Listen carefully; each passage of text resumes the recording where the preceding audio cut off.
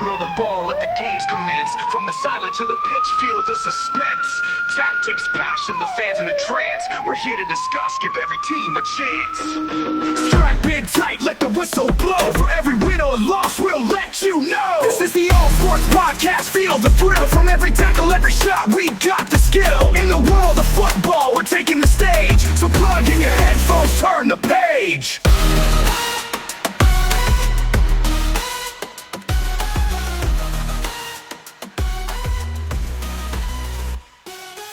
And welcome back to part 3 of episode 2 of the NFL segment of the All Sports Podcast. Now, if you've noticed, my voice is a little bit more cheerier, a little bit more upbeat. While filming part 1 and part 2, being a dad, you do run the risk of your children waking up in the middle of the night while you're recording. So putting them to bed was part of a long process, but the fact that we were able to put those two parts together, you obviously know that this energy is what you will traditionally hear me sound like whenever we talk to each other. So part 3 is basically going to be talking about Monday Night Football. And boy, oh boy, is there a lot to talk about. Monday Night Football finished us off with the Philadelphia Eagles taking on the Atlanta Falcons. And this game, when I say literally had me on my toes the entire time, it literally had me on my toes the entire time. Atlanta pulled out with a 22-21 victory over the Philadelphia Eagles in what was probably the most chaotic and most innovative last minutes I have ever seen of a football game. Kirk Cousins, you, sir, definitely earned your big contract from Atlanta. When I tell you that Kirk Cousins finished 20 of 29, throwing for 241 yards and 2 touchdowns, it was probably the most innovative way I have seen Kirk Cousins play in a very long time. The first touchdown that Atlanta was able to get on the board was a 41-yard pass from Kirk Cousins to Darnell Mooney, but the big thing to talk about is pretty much their last minute play. I will get into that in a moment. I just want to hop over to Philadelphia while Jalen Hurts threw for 183 yards, which was about 23 out of 30 attempts. This does include a touchdown pass to Devontae Smith. Now, you didn't hear me say A.J. Brown. Unfortunately, A.J. Brown for this game was out with a hamstring injury. So Devontae Smith actually led the way for the Eagles in receiving yards with 76 yards all day with 7 catches. So let's get back to this last minute. Man, this is insane. So first of all, in the final drive of the game, Kirk Cousins was 5 out of 6 in completion ratings, totaling out to 70 yards to basically win this game. Basically, the amount of precision that a quarterback needs to have in order to come out with a very tooth and nail victory is insane. Cousins basically led a flawless last minute drive with a connection to Drake London for a 7-yard touchdown with 34 seconds left in the game to give the Falcons the 22-21 victory. And I can only imagine what that crowd was like. People must have been jumping up and down, ripping the hairs out of their heads, because this comeback was just absolutely phenomenal. Like I mentioned in previous parts, the Eagles are a juggernaut in the NFC. And with the amount of firepower that team has, to watch them basically crumble in legitimately the last moment of a game was just very, very unique, especially coming from Jalen Hurts, because Jalen Hurts, if you ever are able to watch him, you are noticing something very unique about him. He is so calm under pressure that it almost intimidates the defense. He could have 4 people rushing at him to try and sack him, and he'll just calmly chuck the ball up to his receiver with the most pinpoint precision I have ever seen in my life.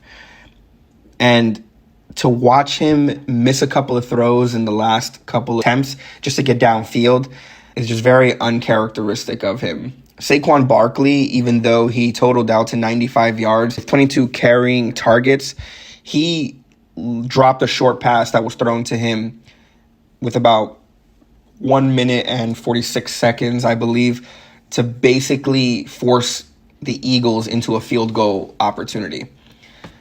That gave Kirk Cousins and the Atlanta Falcons plenty of time, especially with the fact that the Eagles defense was playing soft coverage, basically with non-existent pass rushing. So Falcons fans, like, how are we feeling? Like, this is a really big time win, especially with the loss of last week. Like, this is insane. Like, are you impressed with how Kirk Cousins is actually proving himself with the contract that he was given? Do you feel that, like, Drake London basically was like the savior of the game? Do you think there's a different savior? How are we feeling about Kyle Pitts, who hasn't been receiving much of the targets recently? Do you think that he needs to be getting more touches? Bijan Robinson has basically been like a shining star, in my opinion, from what I've been watching about him. And, to get 97 yards on a Philadelphia Eagles defense is incredibly impressive, to say the least, even though he did not receive a touchdown the entire game. But what do we think? Like, I'm going to throw this question to you guys all in the X page. And, let's get a conversation going, because this game was absolutely fantastic to watch. Okay, I'm going to pivot over to the Eagles fans. Philly fans, what emotions are we experiencing right now? Because some fans who I know of would obviously have told me before this game that this game was a lock for Philadelphia. Jalen Hurts is just going to be Jalen Hurts. Saquon Barkley is going to continue his dominance, transitioning over from last week. I do know that losing A.J. Brown is a big hit for the team itself, because he is such a powerful weapon for Jalen Hurts. But Devontae Smith is no unproven player.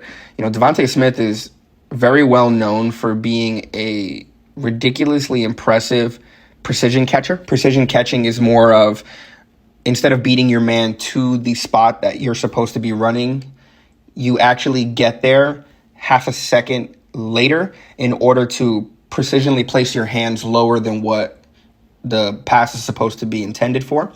That way, it also limits the amount of possibility of the ball getting stripped, because you're catching it at a low point in the chest area where you can secure it faster.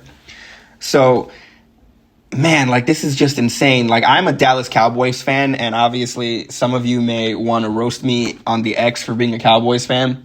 But every time we play Philly, it's the talk of the entire conversation is defense against defense. Whose defense is better?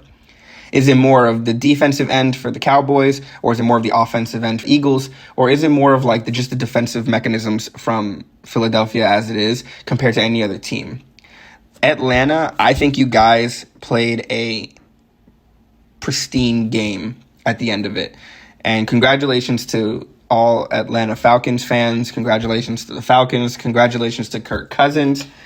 And, Philly, don't sell yourself short. This is only week 2. Hopefully you guys will be able to bounce back, which I'm sure you will.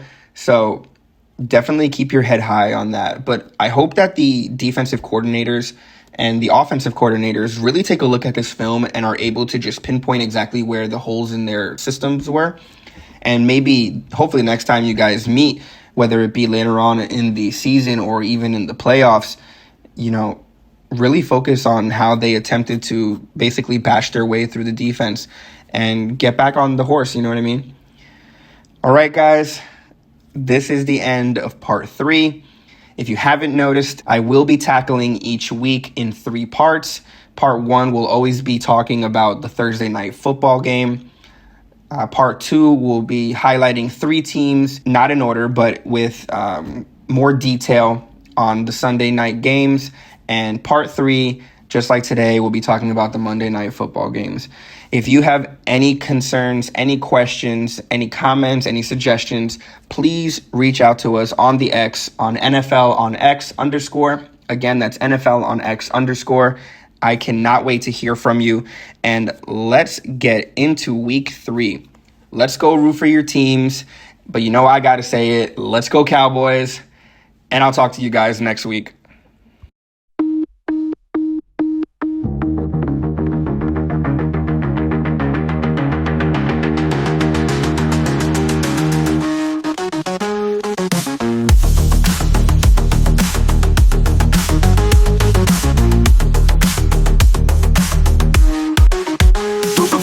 the players, we'll cover it all. It's the spirit of the game, we're ready to ball.